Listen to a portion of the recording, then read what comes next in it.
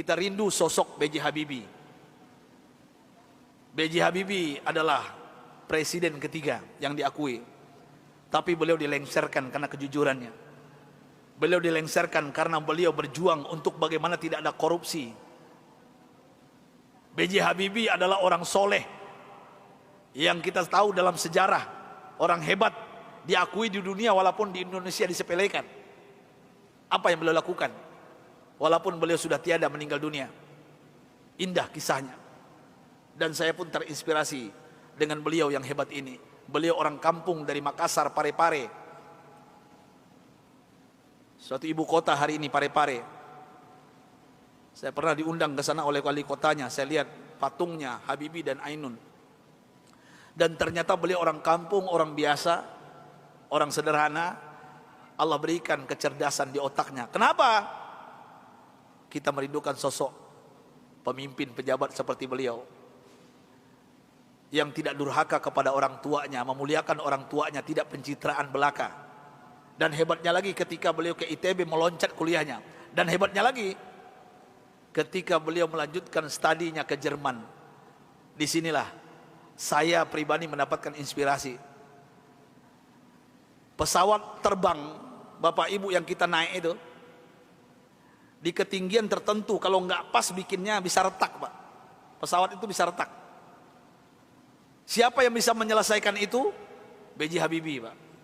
Di dunia yang bisa menyelesaikannya B.J. Habibie. Sampai beliau digelari oleh teman-temannya di Jerman apa? Mr. Crack, Mr. Retak. Bukan retak otaknya, Pak. Nah, pejabat kita yang banyak retak otaknya, Pak. Ini maksud saya apa? Pesawat yang retak itu beliau bisa menyelesaikannya. Ini kehebatan Habibie yang mungkin dilupakan oleh bangsa ini. Tapi ada yang lucu, aneh bin ajaib, ternyata beliau bukan orang tercerdas di dunia. Sampai beliau di Jerman, apa yang terjadi? Beliau tidak pernah ranking 1, ranking 2. Beliau ranking 3. Sampai beliau cemburu kepada 2 orang yang ranking 1, ranking 2, dan ini orang Yahudi, Pak. Orang kafir, laki dan perempuan. Saking herannya beliau, padahal beliau apa yang beliau isi itu benar semuanya. Tapi saking penasarannya, bertanya kepada Yahudi 2 ini. Apa kata beliau? Aku mau tanya kepada kalian berdua, apa rahasianya sampai kalian hebat di dunia ranking 1, ranking 2? Saya kenapa tetap ranking 3? Apa jawaban Yahudi 2 ini, laki dan perempuan ini? Oh, Rudi. Beliau dipanggil Rudi, bukan Habibie. Ya, Baharudin Yusuf Habibie. Rudi, this is our secret. Ini rahasia kami, nggak mungkin kami kasih tahu. Besok beliau tanya lagi, apa rahasianya? Besok tanya lagi. Berhari-hari beliau bertanya. Akhirnya bosan Yahudi 2 ini. Sampai Yahudi ini mengatakan, Bapak Ibu, rahasianya. Come here, Rudi. Sini Rudi, kami mau mengatakan kepada engkau, tahukah engkau rahasia? Kenapa kami cerdas? Kenapa kami ranking 1, ranking 2 hebat? Apa jawabannya? Ini yang membuat B.J. Habibie malu dan meneteskan air mata.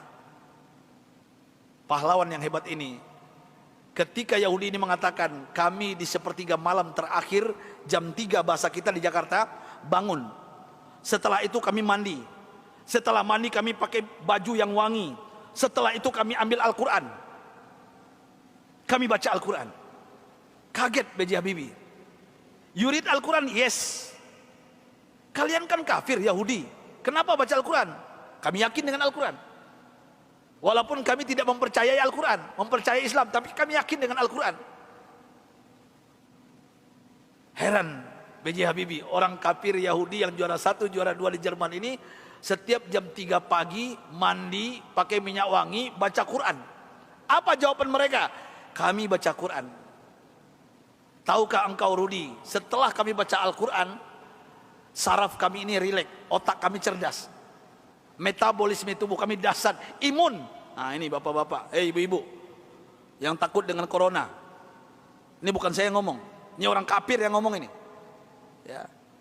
Imunitas kami naik tinggi. Kenapa? Al-Quran. Al-Quran kami baca. Sampai B.J. Habibie nggak yakin, nggak percaya. Apa kata Yahudi berdua ini Bapak Ibu? Kalau kalian nggak yakin, silakan. Surah apa? Kami baca. Ternyata Yahudi berdua ini hafal Quran, Pak.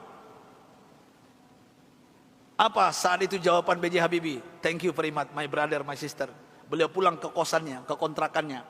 Sampai di kosan di kontrakan, beliau sujud menangis. Rasanya tertampar wajah beliau, malu beliau, padahal beliau beragama Islam, orang kafir. Jam 3 bangun mandi baca Quran. Mulai saat itu bapak-bapak dan ibu-ibu, saya ingin berbicara pahlawan satu ini, orang hebat ini. Mulai saat itu mendengarkan rahasia dari Yahudi yang dua ini, apa yang beliau lakukan? Jam 3 pagi beliau bangun, beliau mandi, beliau pakai baju yang rapi, beliau pakai wangi-wangian, beliau sholat tahajud 8 rakaat, witir 3:11 setiap hari. Setelah itu beliau baca Al-Quran sampai menjelang subuh. Kalau orang kafir tadi nggak sholat karena bukan Islam, langsung baca Quran. Dan apa yang terjadi keajaiban, Bapak Ibu yang dimuliakan Allah Subhanahu wa taala, Allahu Akbar. Keajaiban ini terjadi. Semenjak itu, setelah itu B.J. Habibie berubah menjadi ranking 1. Yahudi yang 2 tadi turun ke bawah. Dan orang Yahudi berdua ini menyesal memberikan rahasia kepada B.J. Habibie. Artinya apa? Kalau ingin merdeka kita di Indonesia, jangan tinggalkan Al-Quran. Kalau ingin sukses anak-anak kita, bapak, ibu, cucu kita, sampaikan kepada mereka Al-Quran adalah obatnya.